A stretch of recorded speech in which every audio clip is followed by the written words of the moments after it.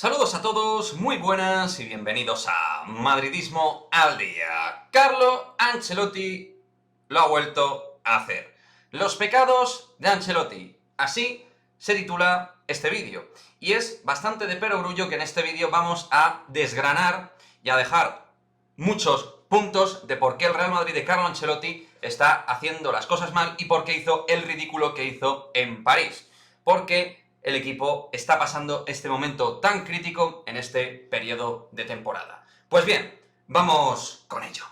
El equipo está reventado, como digo, a mitad de temporada, con jugadores con los que ni se cuentan y otros que van y vienen, y unos titulares que bajan claramente su rendimiento por una calidad física, ahora mismo, pues, muy mejorable. El equipo está en un claro degreso con respecto a su nivel físico, porque ha habido claramente, pues, una única opción y un único plan de Carlo Ancelotti. El plan A.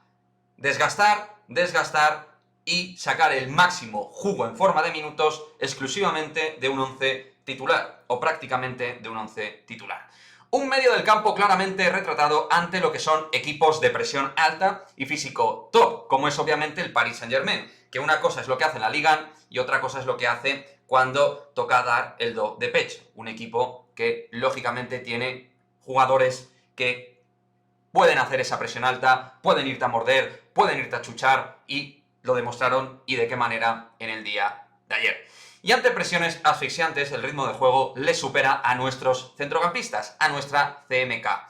Tener calidad no es suficiente en este tipo de encuentros. Obviamente Modric y Kroos tienen muchísimo talento y muchísima calidad, pero si encima los has estado explotando durante la temporada en forma de minutaje, pues llegas a febrero con esta situación de estado de forma, tanto de Luka Modric como de Toni Kroos. Aunque, insisto, más allá de los estados de forma, también es una cuestión de velocidad de juego, que es algo que al final va decayendo con el paso de las temporadas. Por muy buenos que sean Modric y Kroos, o incluso Casemiro, el tiempo pasa absolutamente para todo el mundo. ¿Que son jugadores de calidad? No lo dudo. ¿Que son muy útiles aún? Pueden serlo. Pero desde luego no ante ciertos equipos y en ciertas circunstancias tienen que ser titulares supremos. Al menos ya no. Tienes jugadores como Valverde, Camavinga o incluso Dani Ceballos, que deben tener mucho más protagonismo y no quitarles a las primeras de cambio, siendo en algunos casos, como en el de Ceballos, que decías que iba a ser importante, ahora mismo un jugador tremendamente residual, el que menos minutos ha tenido de la plantilla. Y tú en el centro del campo necesitas a Ancelotti aire, refresco y refrigerio de gente joven, que le dé una energía distinta. Tienes que mezclar el talento de Modric y Kroos o Casemiro con la energía de Valverde, Camavinga o, como digo, incluso Dani Ceballos.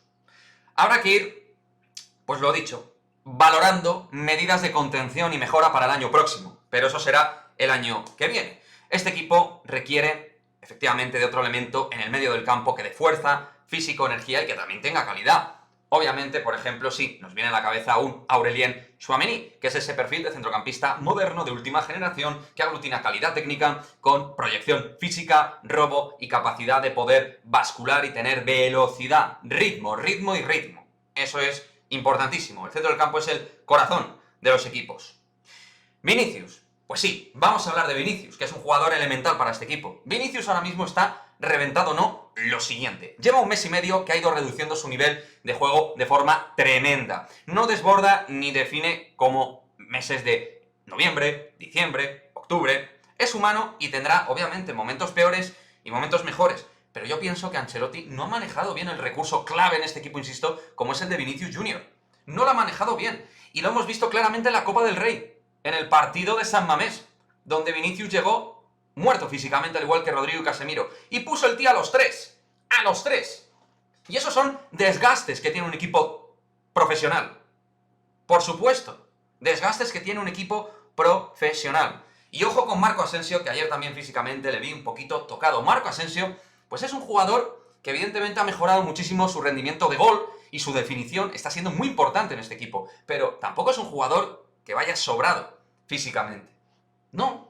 Entonces, claro, Rodrigo ahora mismo lo tienes como lo tienes, no funciona, y de otros que ahora vamos a hablar, evidentemente, en el frente de ataque, porque tienes donde elegir. Otra cosa es que lo hayas manejado como lo hayas manejado. Y ahora vamos a analizarlo en detalle, porque tampoco digo que esto sea la salvación. Hazard, Jovic, Bale. Pues mira, nos gustarán más o menos, pero los metes poco o tarde. Es lo que están teniendo de minutaje Hazard, Jovic y Bale. O sea, los metes básicamente por necesidad implícita, porque a ti el cuerpo Ancelotti no te lo pide. Los metes por obligación, porque Benzema ya está lesionado, o Vinicius, o Asensio, o tal, pues los metes. Pero si no, tú a estos jugadores de manera natural dentro de un volumen de rotación con muchísimos partidos en la temporada, no los metes, porque tú en rueda de prensa, amigo mío, como decías claramente, tú hasta que no veas a los jugadores cansados, como hablaste de Vinicius, tú no lo vas a quitar del 11. Pues macho, es que las ligas y los torneos no se ganan en diciembre, no se ganan en noviembre ni en enero. Las temporadas son muy largas y muy exigentes, y te has quedado anclado, amigo mío, anclado, te has quedado. Y yo no digo que sean titulares de facto, porque no tienen el rendimiento de titulares, pero sí que te pueden, como se demostró en Villarreal, por ejemplo, que sacaste a Bale después de no sé cuántos meses, por fin lo sacaste, porque le podías sacado algún partido antes minutos, lo mismo con Hazard, que lo has tenido muerto de risa en el banquillo, o Jovic, que lo has metido cuando básicamente no has tenido más remedio, y a mí Jovic no me convence, pero es tu otro 9, tío, le tienes que dar relevancia, que últimamente el gol para ti es una especie en peligro de extinción, necesitas gol, gente con gol, y Jovic en su carrera lo ha demostrado, nos guste más o menos, es lo que hay. Entonces, realmente tú este recurso no lo has manejado, los has metido mal, tarde, no han estado en dinámica. Entonces, cuando tú necesitas que te salven el culo, pues es difícil. Y aún así, en algún momento te lo han salvado, como Hazard en la Copa del Rey frente al Elche, por ejemplo. Pero bueno, para mí el caso más sangrante, obviamente, es el de nuestra estrella, Karim Benzema. Es el caso, obviamente, como digo, más sangrante. No estaba para jugar en París, no estaba para jugar frente a un equipo de la exigencia del PSG, no tenía ni la movilidad ni las capacidades de poderse meter en juego, conectar con el juego, pelear con un Kimpembe, con un Marquinhos, centrales absolutamente top, de los mejores del mundo a día de hoy. Y le forzaste al jugador más importante. Ya lo has hecho en otras ocasiones y se los has reventado y se te han lesionado. Lo hiciste contra el Elche y terminó lesionado. Y así está el tema. Entonces, pues bueno, esto de forzar a los jugadores, también es verdad, toca decir, que lo ha hecho también Zidane. Y en Champions ya vimos cómo funcionó, cuando metió a Ramos, a Hazard y a Mendy, que estaban fatal para llegar a ese partido en Stamford Bridge. Y tú lo hiciste con Benzema. Yo a Mendy lo hubiera metido, por supuesto, porque si no, tienes una verbena con Marcelo ahí y evidentemente tienes que meter a Mendy. Pero lo de Benzema, Mendy porque es un portento físico y te puede competir ahí. Porque sí, porque aun con 2 semanas de baja y estar ahí, justo pues te llega. Pero Benzema tiene 34 palos, machos. Tienes que saberlo manejar el recurso. No sabes manejar los recursos de plantilla. Plantilla. Las ligas no las ganan 11 o 12 o 13 jugadores. Las ganan 17 o 18. A ver si nos enteramos que hay mucha exigencia entre Europa y la Liga, por mucho que sea una liga menor. Pero son muchos partidos. Muchos encuentros. Y esto es lo que hay. Al final, todos estos ejemplos, y sin querer alargar el vídeo, muestran a un entrenador tremendamente conservador, que no saca jugo a la plantilla, la cual, como digo, está llena de defectos, pero tú como técnico debes intentar maximizar lo que tienes, los efectivos que tienes, y meterlos en dinámica. Ser un entrenador que agite la coctelera y no enrocarte en un sistema de 4-3-3, tío. Si tienes que meter 4 mediocampistas, los metes. Y si tienes que dejar a Modric fuera porque llega con la lengua fuera, como se vio ayer, pues lo dejas. O a Kroos. Y tiras de Valverde y Camavinga, que los tienes muertos de risa, tío. Lo haces. Porque tienes la obligación deportiva de hacerlo. Y puede ser tu sistema primario 4-3-3, pero si tienes que jugar un rombo 4-4-2, lo haces. Por ejemplo, Zidane cambiaba cosas. Del Bosque, en su momento, tuvo que meter 3 centrales sin hierro, cambió el sistema y mira cómo le funcionó. Mourinho también exactamente lo mismo, cuando tenía que jugar 4-4-2 en vez de 4-3-3, pues lo hacía y no tenía ningún problema.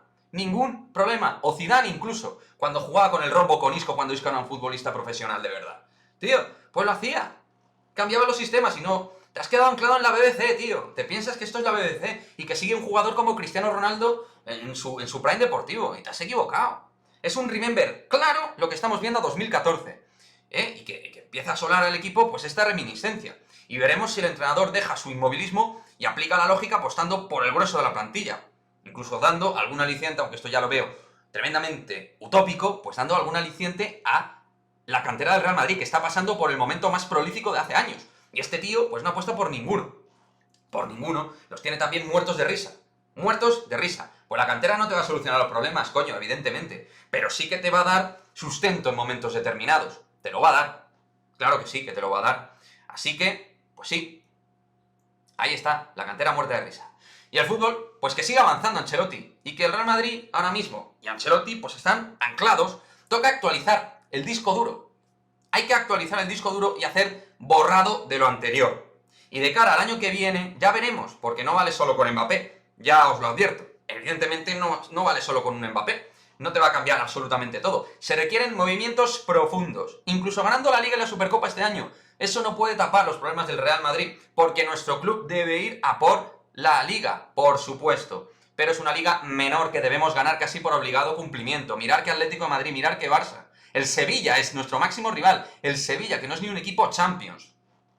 Lo que vimos en París no es el Real Madrid, tíos. No es el Real Madrid. Fue una caricatura de otro tiempo. Y si Ancelotti y el Real Madrid no actualizan y manejan bien los recursos implícitos en la plantilla, este equipo se hunde. Y esperemos que en la Liga nos dé, con lo que tenemos, nos dé. Pero, desde luego, vamos a necesitar un milagro para remontar esta eliminatoria futbolísticamente al PSG. Esto es fútbol, puede pasar cualquier cosa, lesionados, malos estados de forma del PSG, milagros deportivos, los ha habido, pero la realidad del equipo es que en Europa, frente a equipos de alto standing, no les da. No les da. Así que, Ancelotti, el libreto, toca actualizarlo.